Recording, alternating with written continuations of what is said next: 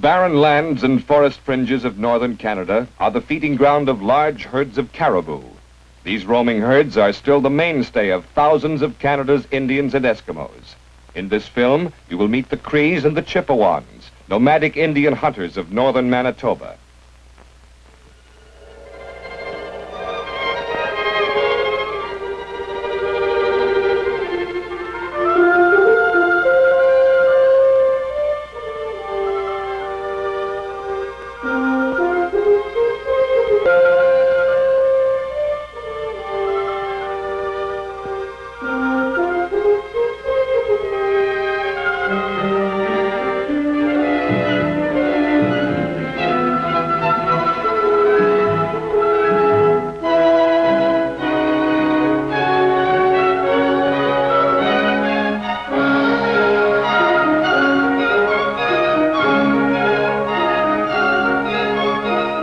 Lots of people in Brochet Church this Easter morning. Don't often see so many. Aren't enough of us Cree Indians here at the trading post to fill the church. But at Easter time, it's too early for hunting, and the Chippewans are down from the barren lands to trade their furs, so they come to church with us.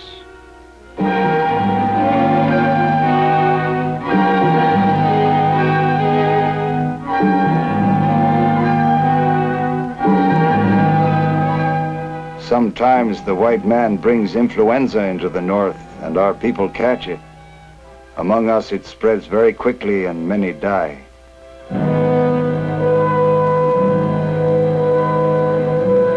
This poor one was just a baby, only 4 months old. His name was Peter Cook. He will never see the Chippewans pitch their tents.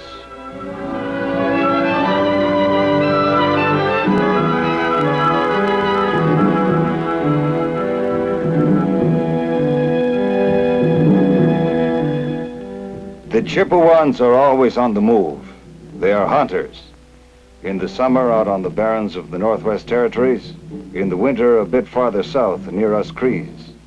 That's at the north end of Manitoba, about 300 miles from Hudson's Bay. The Chippewans are a strong people. Even their old women can travel. John Dunilgan traps mink and trades the pelts at the post. Traveling over our trap lines is hard going, and we have to have sled dogs. When this puppy grows up, he will have to work.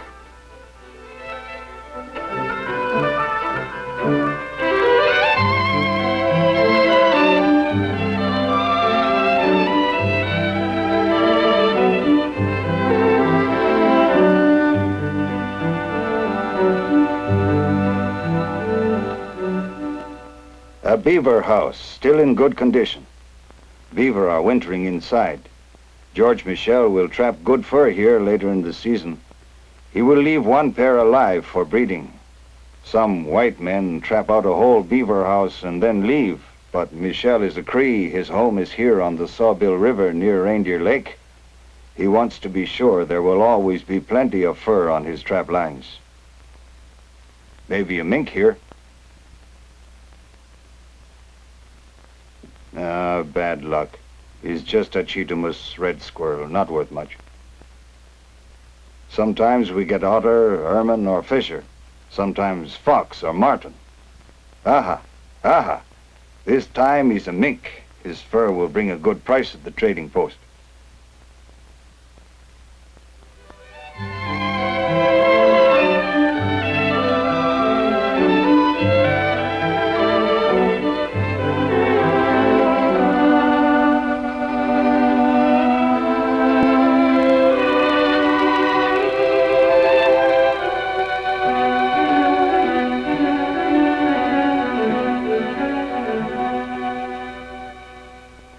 At the end of George Michel's trap line, he gets to Solomon Cook's trapping grounds.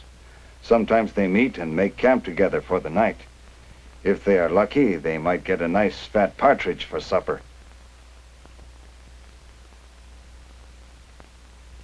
Before you put up the tent, you have to pack down the snow, so Solomon Cook, he goes for a little walk.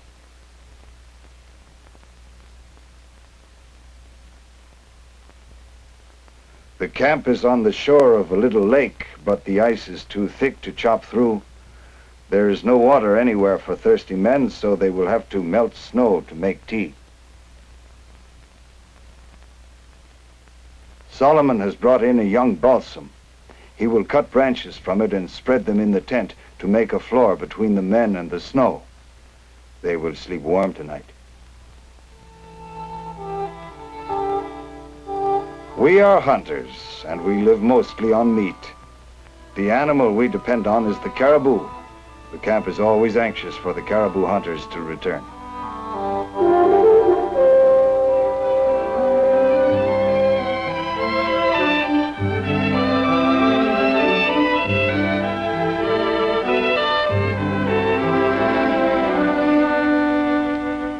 When there is extra meat left over, we keep it high up so wandering dogs cannot reach it. But mostly we keep the dogs tied up. They're always hungry.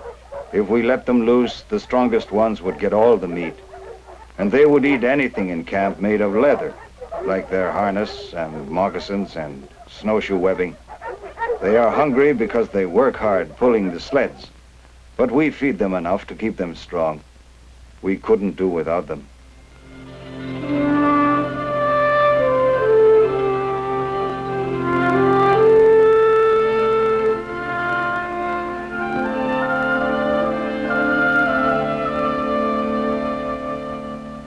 Besides meat and fur, we get leather from the caribou. Fine soft leather for moccasins and mitts and gloves. And we need plenty of those in wintertime. Our women are very smart with their needles and thread. They sew patterns of colored beads on the leather. We like to wear these things ourselves, men and women both. Sometimes we sell a few to the Hudson's Bay Company.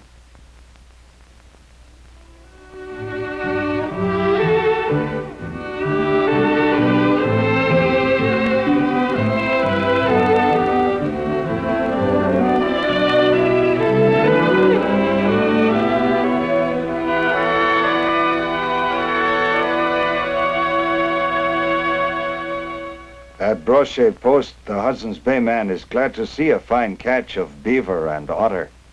He knows prime fur, can't fool him. It is good to get credit at the store to buy flour, salt, ammunition, and plenty of tea and tobacco.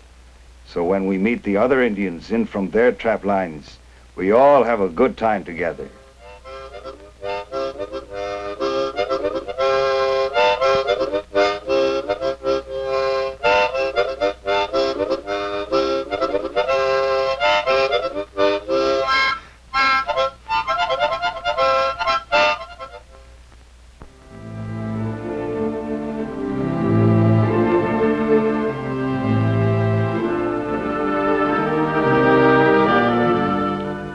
Most of the time, though, we stay out in the bush.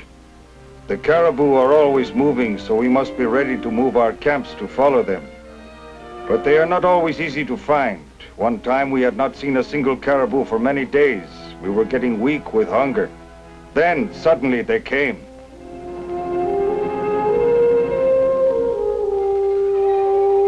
Before we ever saw them, the dogs had smelled them.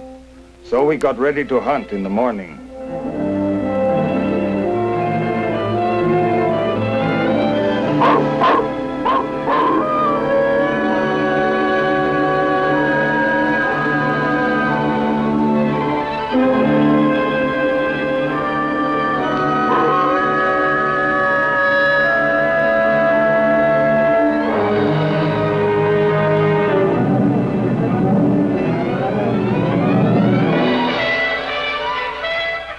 But our luck was bad.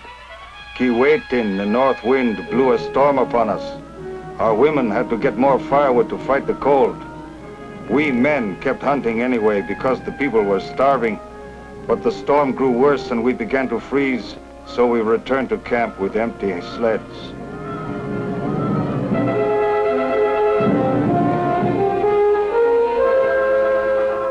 For 3 whole days, Keewatin kept blowing. It was very cold, 40 below zero. We could not go out of the camp at all.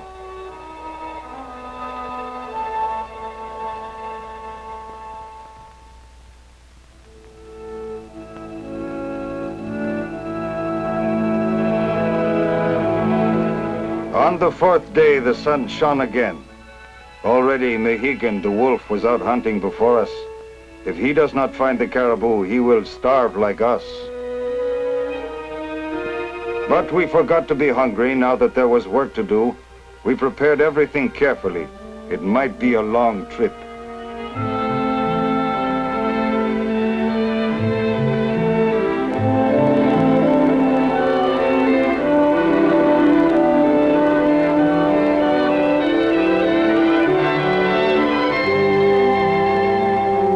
The lakes and rivers are always flat and smooth, the easiest places for dogs and men to travel, and for the caribou too.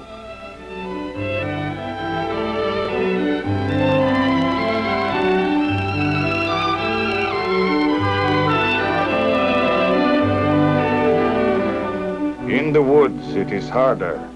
The snow is so soft and deep.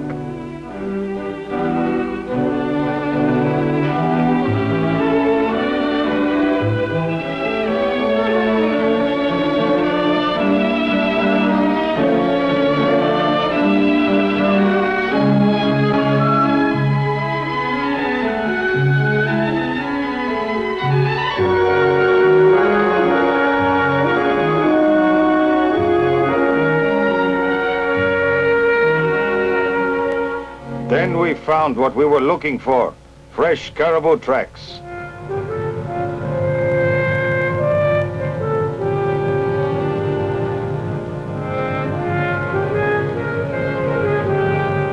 Michel found a spot where they had pawed through the snow to eat the moss they live on.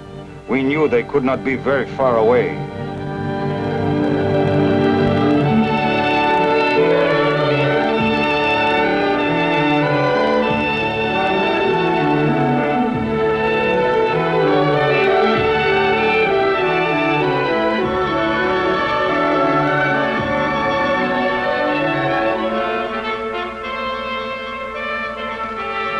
We were running fast now to catch up with Atigok. That is our name for the caribou, Atigok. Each of us wanted to be the first to kill meat. Aha! There would be a good bunch ahead. There were many tracks.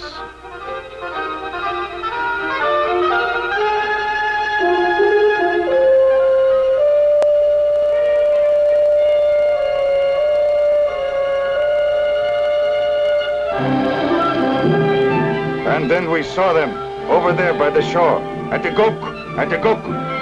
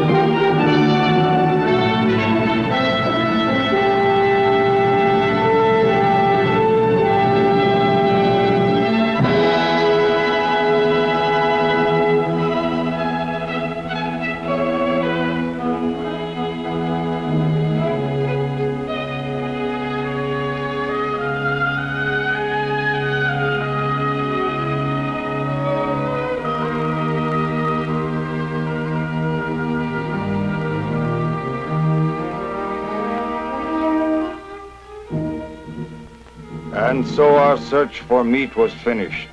We could fill our bellies and feed the dogs. They too had worked hard for it.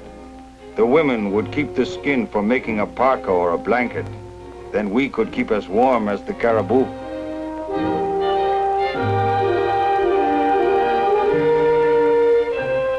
Michel, Solomon, all of us were anxious to get back to the main camp with our meat. We would reach there next day and bring our women and children over to where there was plenty of caribou.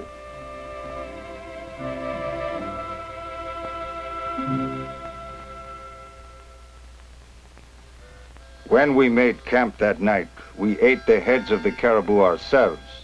They are very good, roasted over the fire.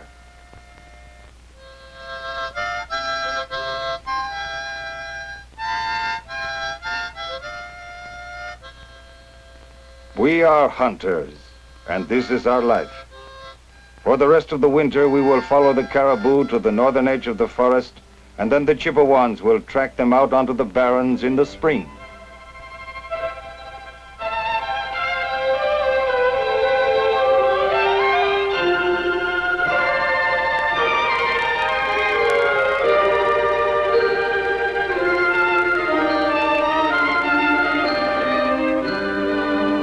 Up here, the spring comes late, but at last the strong sun melts the snow and uncovers the brown earth, and brown feathers grow in the white winter coat of the ptarmigan.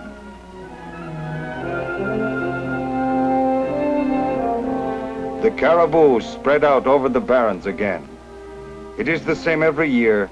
The herds spend the winter down in the edges of the forest. In the spring, they go north again to the barrens. The fawns are born there.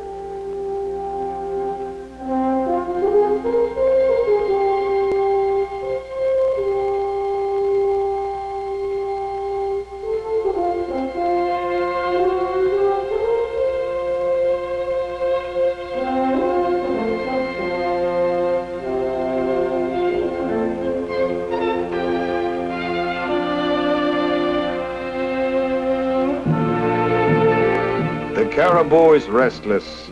He is a wanderer, and so are we who hunt him. So long as the great herds last, we will follow them. Wherever the caribou go, we go. Without them, we could not stay in this land. To us, they are like life itself.